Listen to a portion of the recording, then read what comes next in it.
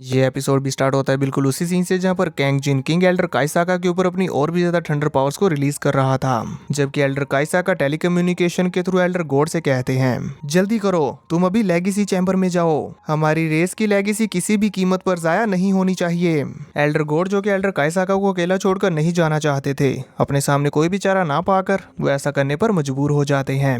इसीलिए वो treasure room के दरवाजे को जोर के साथ एक पंच मारकर वहां से तेजी से फ्लाई करते हुए इनहेरिटेंस चैम्बर की तरफ जाने लगते हैं और दांत पीसते हुए अपने मन में बस यही बोल रहे थे, तुम्हें जिंदा बाहर आना होगा, तुम इससे बच सकते हो। अपने मन में ये कहते हुए एल्डर गॉड तेजी के साथ फ्लाई करते हुए जा रहे थे। जबकि तभी इधर हम देखते हैं कि एल्डर काइसाका उस वक्त को याद कर रहे होते हैं जब उनका क्लैन डिस्ट्रॉय हो रहा था, और साथ ही साथ यहाँ पर वो अपनी लव्ड वन को भी याद करते हैं जो कि इस फाइट के दौरान मारी गई थी।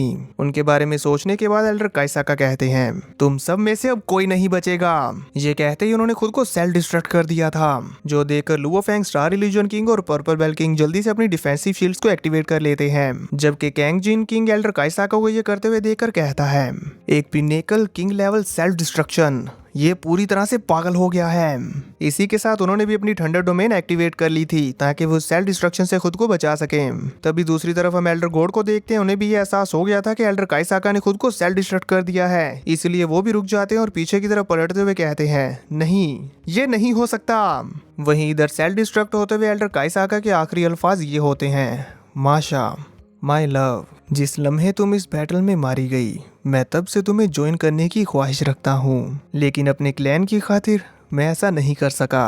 पर अब मैं तुम्हें कंपनी देना चाहता हूँ अपनी इस इटर्नल स्लीप में। ये कहने के बाद वो खुशी खुशी अपनी जान दे देते हैं। यहाँ हमें देखने को मिलता है कि उनकी सेल्फ डिस्ट्रक्शन की पावर से खुद को बचाने के लिए लुओ फेंग अपने क्योटिक विंग्स और साथ ही साथ अपने बीस्ट गोड वेपन का भी इस्तेमाल कर रहा था, लेकिन इसके बावजूद भी एल्डर काइसाका की पावर्स की डिस्ट्रक्शन इतनी ज्यादा थी कि इनके लिए खुद को बचा पाना मुश्किल हो रहा था। जबकि पर्पल बेल किंग यहाँ पर अपने बेल टाइप वेपन का इस्तेमाल कर रहा था और कैंग जिन किंग सिर्फ अपनी रॉ पावर और अपनी थंडर डोमेन से ही इसका सामना कर रहे होते हैं। और फिर एक जोरदार ब्लास्ट के साथ यहाँ पर पूरी स्क्रीन ब्लैंक हो जाती है और इधर एल्डर गॉड फिर से आगे बढ़ते हुए कहते हैं, काइसाका। ये बोलते हुए वो बहुत ही ज्यादा इमोशनल हो चुके हैं और उनकी आंखों से आंसू भी बह रहे हैं और वो ढंग से फ्लाई भी नहीं कर पाते और दीवार के साथ टकराकर नीचे गिर जाते हैं इससे पहले कि वो खुद को संभाल पाते। तभी सैक्रिफिशियल टावर की कॉन्शियसनेस से उन्हें आवाज आती है, हेलो, ये हमारे मास्टर के मारे जाने से पहले उनकी तरफ से आखिरी मैसेज है। ये बताने के बाद वो एए सिस्टम उसे प्ले कर देता है और एल्डर गॉड को आवाज सुनाई देती है एल्डर काइसाका की, जो कहते हैं, गॉड, मेरे प्यारे भाई, जब तुम मेरा ये मैसेज सुनोगे तो इसका मतलब है कि मैं पहले ही मारा जा चुका हूँ। मुझे माफ करना, ये hundreds of millions of years मैंने हमारे बिलीव्स की वजह से बर्दाश्त किए। अब अगर मेरे इस सैक्रिफाइस से हमारी रेस लेगेसी को हासिल कर सकती है तो मैं खुशी खुशी ऐसा करने को तैयार हूँ। अब यहाँ से आगे सब कुछ तुम पर है। तुम इस बात को यकीनी बनाओ कि तुम हमारी लेगेसी की सीक्रेट टेक्निक्स को घर वापस लेकर आओगे। हमारी रेस का फ्यूचर अब मैं तुम सबको सौंपता हूँ। एल्डर काइसाका के छोड़े हुए इस मैसेज को सुनकर गोल्ड एल्डर बिना टाइम वेस्ट किए तेजी के साथ उन टोकस को पकड़कर इनहेरिटेंस चैम्बर की तरफ आगे बढ़ जाते हैं। तभी सीन कट होता है, हमें इधर ट्रेजर रूम का सीन दिखाया जाता है जहां पर अब एल्डर काइसाका की सेल्फ डिस्ट्रक्शन की पावर खत्म हो चुकी थी। तो अब सभी लोग अपनी अपनी डिफेंसिव शील्ड्स को हटाते हैं और वॉरियर कैंग जिन किंग कहते हैं, इतनी सारी प्लानिंग और चालाकियां करने के बावजूद इन द एंड तुम हमारा कुछ भी नहीं बिगाड़ सके। तभी पीछे से पर्पल बेल किंग कहते हैं, मानना पड़ेगा, पर फिर भी उसने हमें अपने जाल में फंसा लिया। जबकि इधर लुओ फेंग टेलीकम्युनिकेशन के थ्रू स्टार इल्यूजन किंग से कहता है, पिनेकल किंग लेवल की सेल्फ डिस्ट्रक्शन के साथ हिट होने के बावजूद भी किंग कैंग जिन और पर्पल बेल किंग ना होने के बराबर इंजर्ड हुए हैं, इसीलिए अब हम लापरवाही से काम नहीं ले सकते।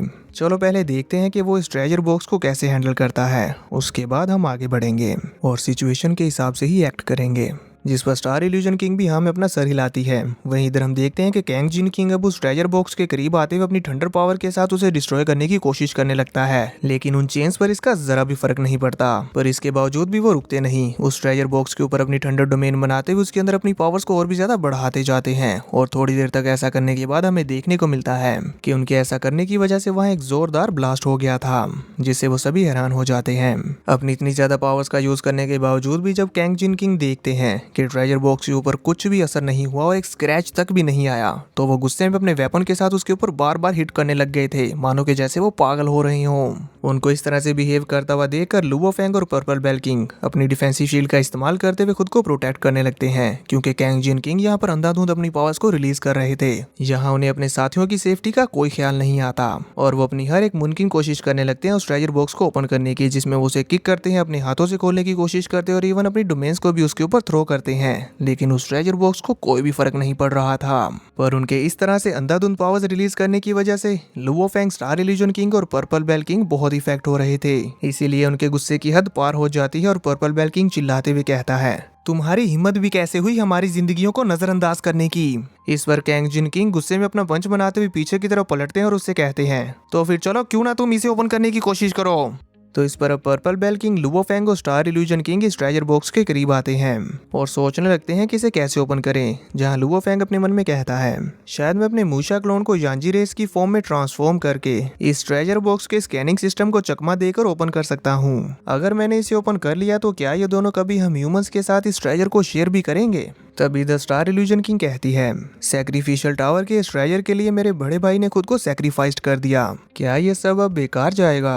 तभी कैंग जिन किंग भी गुस्से में अपने वेपन को थ्रो करते हुए कहता है, हमारे ये सारे एफर्ट्स अब बेकार जाएंगे। सभी लोग यहाँ पर ऐसे ही अपने अपने मन में कुछ ना कुछ सोच रहे होते हैं और थोड़ी देर तक सोचने के बाद कैंग जिन किंग इन तीनों की तरफ पलटते हुए इनसे कहता है, तुम तीनों।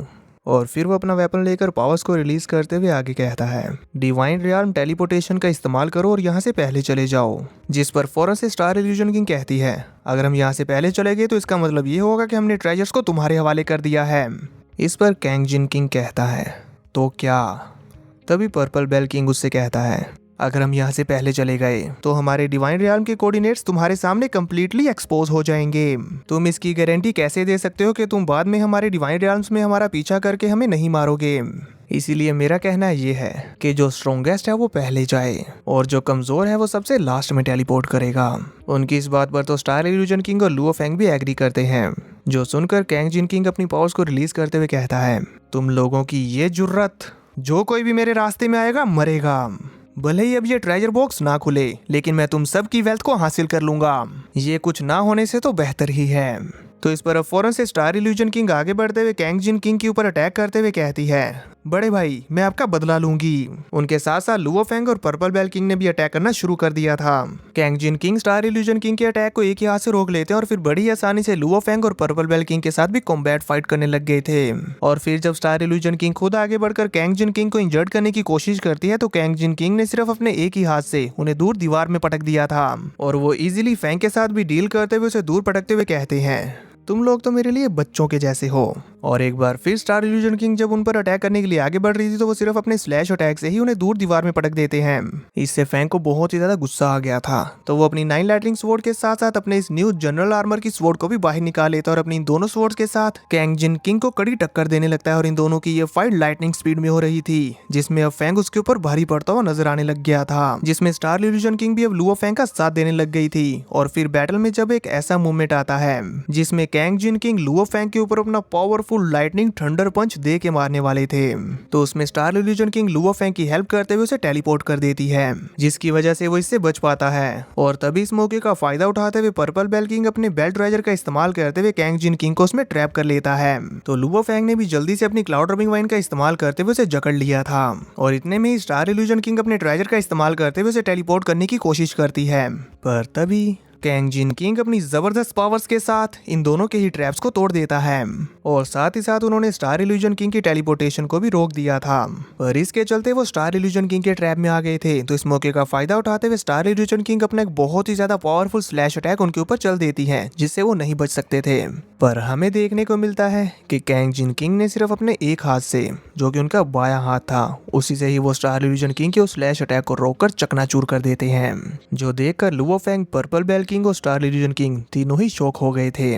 इससे हमें यह साफ पता चल जाता है कि कैंग जिन किंग ने अपनी अनडाइंग गॉड बॉडी को बर्न किया है, जिसकी वजह से वो इतनी ज्यादा पावरफुल और फास्ट हो चुके हैं कि लुओ फेंग को पता भी नहीं चलता और उसके करीब पहुंचकर उन्हें एक जोरदार किक दे मारते हैं। और साथ ही फिर उन्होंने तेजी के साथ पर्पल बेल किंग के करीब आते हुए उसे भी एक जोरदार किक कर दी थी, जिसके चलते तो उसकी डिफेंसिव शील्ड भी टूट जाती है और वो जमीन पर पटक दिया गया था।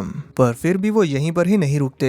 वो अपने वेपन को रेडी करते हुए तेजी के साथ स्टार इल्यूजन किंग के ऊपर अपना फाइनल अटैक करने के लिए आगे बढ़ने लगते हैं, जो देखकर स्टार इल्यूजन किंग तेजी से अपने सामने कई सारी डिफेंसिव शील्ड्स बनाती हैं, जिन्हें कैंग जिन किंग अपने वेपन के साथ चकनाचूर करते हुए तेजी के साथ स्टार इल्यूजन किंग की बॉडी के अंदर धंसा देता है और फिर अपने वेपन को उनकी बॉडी से बाहर निकालते हुए एक स्लैश अटैक के साथ उन्हें दूर फेंकता है, जिससे तो स्टार इल्यूजन किंग खुद को नहीं संभाल पाती और फौरन से अपनी बॉडी को रिकवर करते हुए वहां पर बेहोश हो गई थी। ये देखकर लुओ फेंग जल्दी से स्टार इल्यूजन किंग को अपने इनर वर्ल्ड में ले जाता है और साथ ही साथ कहता है स्टार इल्यूजन किंग बुरी तरह से जख्मी हो चुकी हैं और अब वो मुश्किल से ही अपनी डिवाइन अनडाइंग गॉड बॉडी को वैनिश होने से रोक पाई हैं।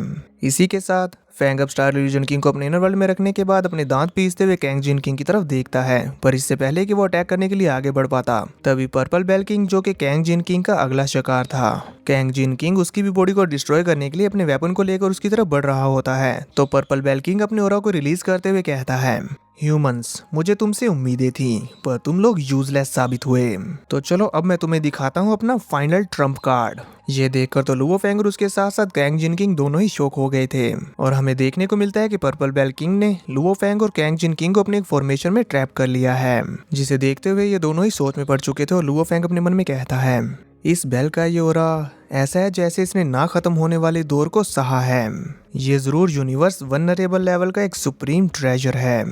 तभी पर्पल बेल किंग इन दोनों से कहता है मेरी इस एंशिएंट बेल के अंदर पहले ही 3 किंग लेवल के वॉरियर्स मारे जा चुके हैं और अब किंग कैंग जिन तुम्हारी बारी है।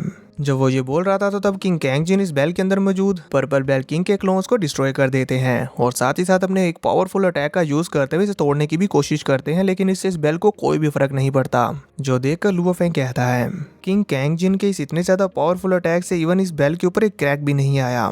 फेंग अभी ये सोच रहा था कि तभी Purple Bell King Luo Feng के पास अपीयर होते हुए उसे कहता है ह्यूमन, तुम अब किंग कैंग जिन की कब्र में उन्हें कंपनी दोगे और तुम्हारे ट्रेजर्स भी मेरे हो जाएंगे। ये कहने के बाद फिर वो जोर जोर से इविल्स की तरह हंसते हुए उन्हें एक फायर गोड क्रिस्टल दिखाते हुए कहता है ये है A812 डिवाइन फायर गोड क्रिस्टल। इसकी power 3 pinnacle king level self destructions के बराबर है। अगर इसके एक्सप्लोजन की पावर सिर्फ इस बेल के अंदर ही रहे तो इसकी पावर्स और भी ज्यादा बढ़ जाएंगी। ये कहते हुए वो और भी जोर जोर से हंसने लगता है और कहता है ट्रेजर अब मेरा होगा, तुम लोगों का सब कुछ भी अब मेरा होगा। इसी के साथ उसका वो डिवाइन फायर गोड क्रिस्टल ब्लास्ट होना शुरू हो जाता है, जो देखते साथ ही लुओ फेंग तो फौरन से अपने आप को केओटिक विंग्स में कवर कर लेता है, जबकि कैंग जिन किंग गुस्से में चिल्लाते हुए कहता है पर्पल बेल किंग। इसी के साथ डिवाइन फायर गोड क्रिस्टल की पावर्स और कैंग जिन किंग की पावर्स एक दूसरे के साथ टकराती हैं और टकराते साथ ही कैंग जिन किंग वहां पर पूरी तरह से वैनिश हो गए थे और हमें सिर्फ सुनाई पड़ती है उनकी चीख की आवाज।